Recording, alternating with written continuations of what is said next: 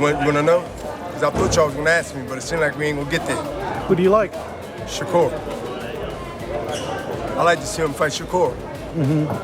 Bernard Hopkins has hinted at Ryan Garcia's return date, eyeing an electrifying and highly anticipated clash against Shakur Stevenson. As Ryan Garcia sets his sights on a comeback following his controversial clash with Devin Haney, his promoters are working hard to piece his career back together. Currently, Garcia is on the sidelines, serving a one-year suspension after testing positive for the performance-enhancing drug, Ostarine. This unexpected turn has left fans and analysts speculating about his next move. Despite the suspension, Garcia recently hinted at a potential exhibition match in Japan this December. However, Golden Boy Promotions partner Bernard Hopkins has a more significant event in mind for when Garcia is cleared to fight again. Hopkins is eyeing a bigger challenge for the young boxer. He added, "I'd like to see him fight Shakur Stevenson. There are no advantages. Shakur has been sitting on a pond and fishing, right? Shakur hasn't been active, correct? There should be a healing time between now and then for Shakur, correct?" By highlighting the inactivity of both fighters, Hopkins sets the stage for an even and fair match. Bernard breaks it down, saying both Ryan and Shakur have been chilling on the sidelines lately, so neither one has the upper hand. It's an even playing field. No one's got that extra hustle from being more active. This fight would be straight up fair game. We know, obviously, Golden Boy been sued also. So it's not just one thing. We in it to win it with Ryan.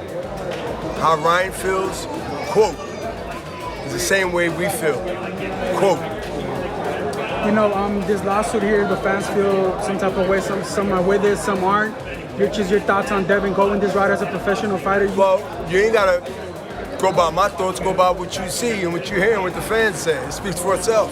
Upon hearing Hopkins' suggestion, pro boxer Shakur Stevenson didn't hesitate to share his thoughts on social media. "I'm kind of scheduled to beat his other fighter in February," he wrote, but added, "I would love that fight too, though." In addition, according to Hopkins, finding a compromise is essential. The Hall of Famer advocates for a catchweight fight. "Meet in the middle," he states, highlighting the current trend in boxing. He notes, "We are in a different era now. Weight discussions are less prevalent, with fighters like 154-pounder Bud Crawford expressing interest in facing 168-pounder Canelo Alvarez." Hopkins went on to explain that a boxing career consists of two phases. The first is about establishing oneself, while the second focuses on defending one's legacy and striving for Hall of Fame status. He encouraged others to remind Garcia about this second act. Ryan Garcia is definitely mentally, physically, and spiritually ready to make the return back to the ring.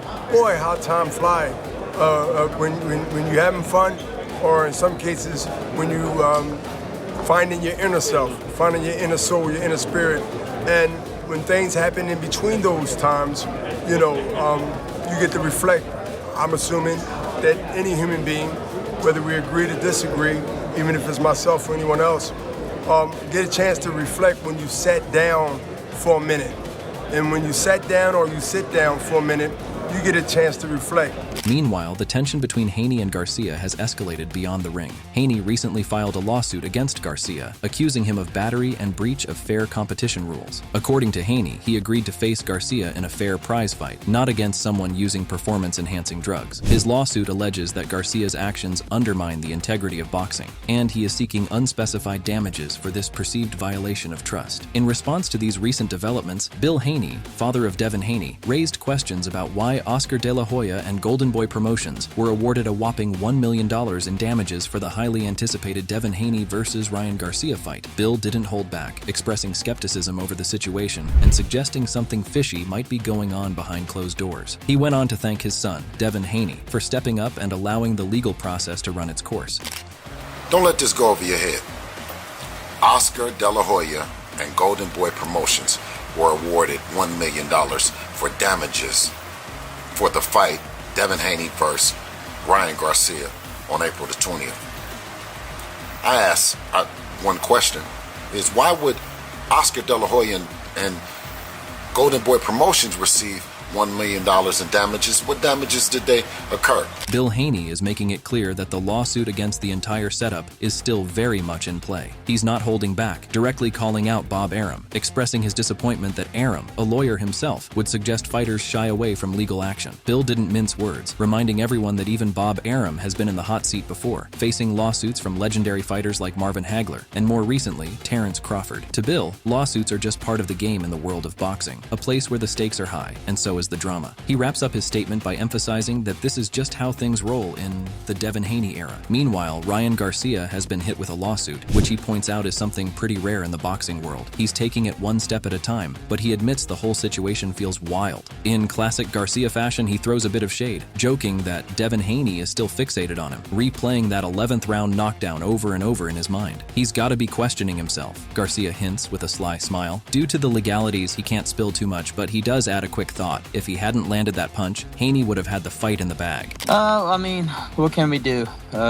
We just gotta take it day by day. It's been it just, to me, it's definitely, it's been a very interesting year for boxing, and I think it has a lot to do with my fight and what I bring to the table. I don't think we've ever seen this, ever, I guess, recorded in history, and Devin Haney's I'm telling you, he wakes up every night in the middle of the night thinking about you, bro. I'm telling you. Yeah, no, for sure. I live rent-free in his head. That's no debate. He's definitely questioning his manhood every second, every moment of his life. Yeah, I don't know how he's going to come back from this, but again, like I said, I can't talk too much. I actually am going through a legal lawsuit, which is hilarious. Adding yet another layer to the controversy, Ryan Garcia reveals the struggle he faced trying to hit the 140-pound limit. He admits that he hasn't made that weight since his fight with Gervonta Davis, making it a serious uphill battle this time around. Despite his determination, he just couldn't get there for the Haney fight. Garcia recalls the grueling night before the weigh-in, staying up until 4 a.m., desperately trying to shed those last few pounds. It was a tough and exhausting experience, highlighting the extreme lengths fighters go through just to step into the ring. I drank wine one night, and I took a fake beer at the weigh-ins. Everybody thought that shit was real. I took a fake beer at the weigh-in. Bro, you know what, man? It was apple juice. It was apple juice and sparkling water, and I slammed it at the weigh-ins. I had to make the weight. I couldn't make the weight. Honestly, I have not made 140 since the Tank fight, really. I fought Fortuna at a catch weight.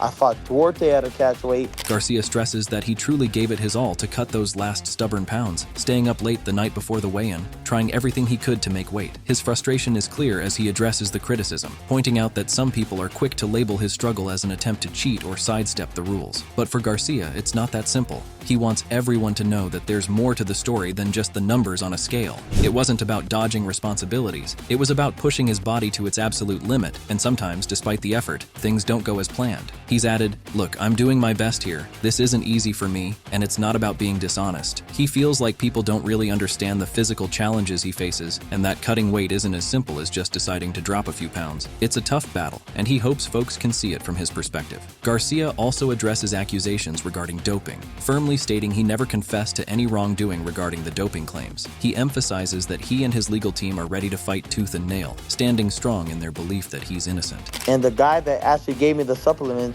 the day before the fight was Scooter. Scooter is connected to Zab Judah. Zab Judah is Devin Haney's godfather. If you don't see this shit, I don't know what to tell you. Bro, what they're doing is, I can't wait for the trial. I cannot wait for all this shit to come down. I cannot wait till they look so stupid. Because again, everybody's, oh, you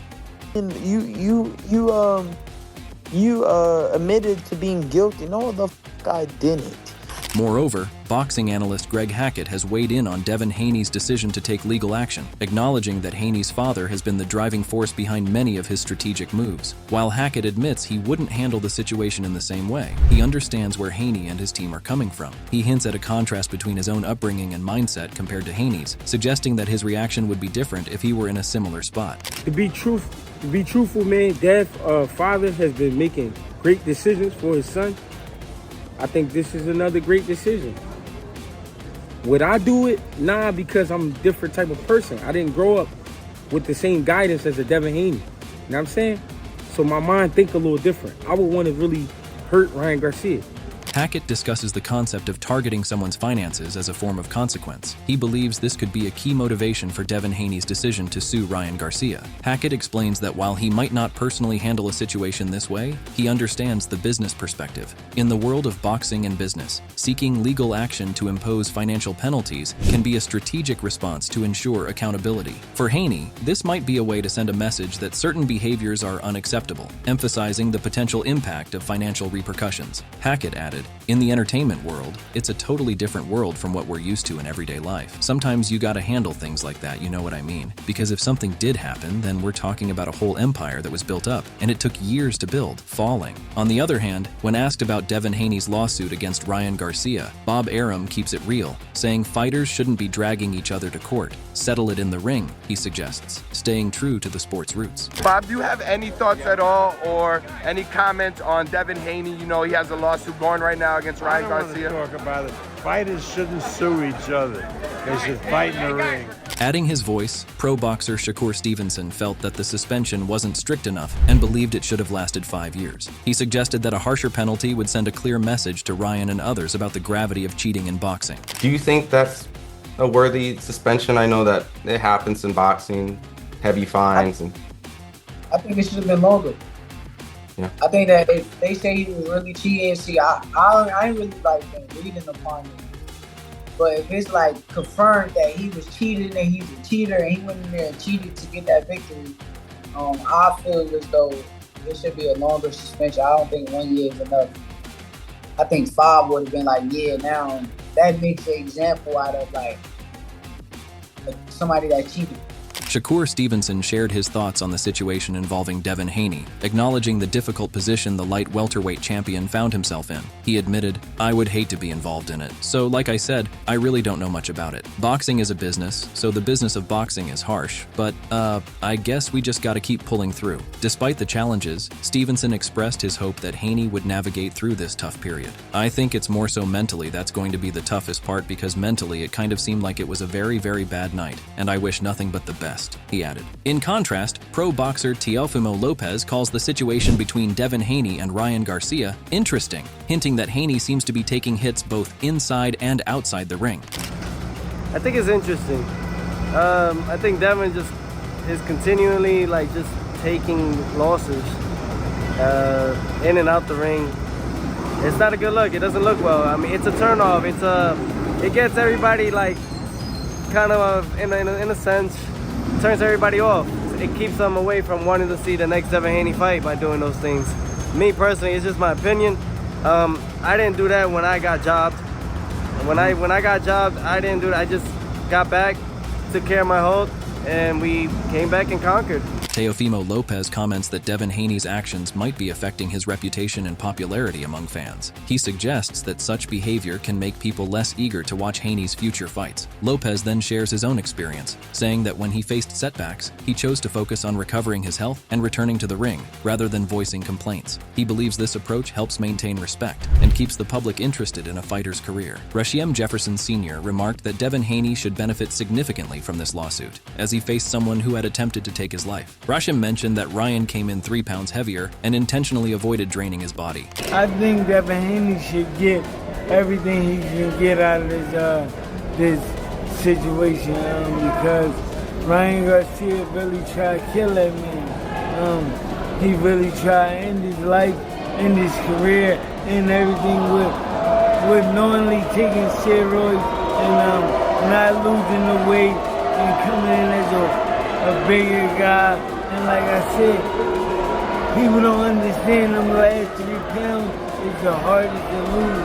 That's when you deplete your body. Devin Haney was a professional, he depleted his body. Ryan Garcia was. Moreover, professional boxer Gervonta Davis supported Ryan in his dispute with Devin Haney, claiming that Haney and his team delayed allegations to seek fame and publicity. How can you stand with Ryan Garcia over the failed test? See, another thing, you know why I'm backing Ryan? Because a lot of boxers going at him.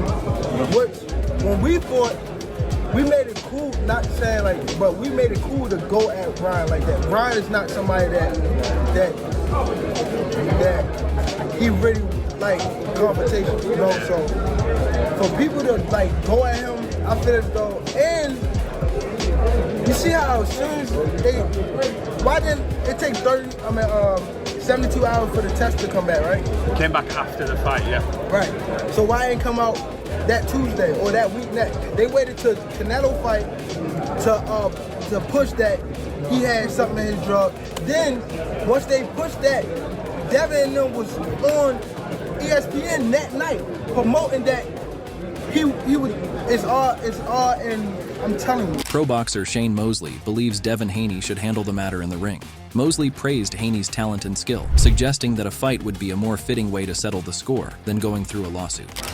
Man, that's a hard question. I don't really think so, but that's really up to him. How he feel if he felt like that messed up his career and hindered his career some kind of way. I mean, he got the the old back, whatever. So I don't know, man. That's how I mean. I've been knowing Ryan Garcia since he was a kid, so I kind of like favor on that side, but. I mean, but Devin's, I like his style too. He's a great fighter. I don't think they really need to do that. I think he really just needs to just show it in the ring, and he can do it because he's a great fighter. Boxing promoter Eddie Hearn, who was Devin Haney's promoter and shared a strong working relationship with him, spoke out about the lawsuit, describing it as a potential game changer for the sport. Hearn said, "This could be a really pivotal moment for boxing." He highlighted how the case could set a new standard for dealing with controversies, especially instances where fighters fail drug tests but still go ahead with fights. Hearn questioned, should there be legal action or police action against that fighter? By raising this point, he suggested that the outcome of this lawsuit might reshape the way boxing addresses such. What do you think about a potential fight between Garcia and Shakur Stevenson? Share your thoughts in the comments below. If you enjoyed this breakdown, make sure to give it a thumbs up and don't forget to subscribe for more updates on the biggest boxing stories. Hit the notification bell so you never miss out.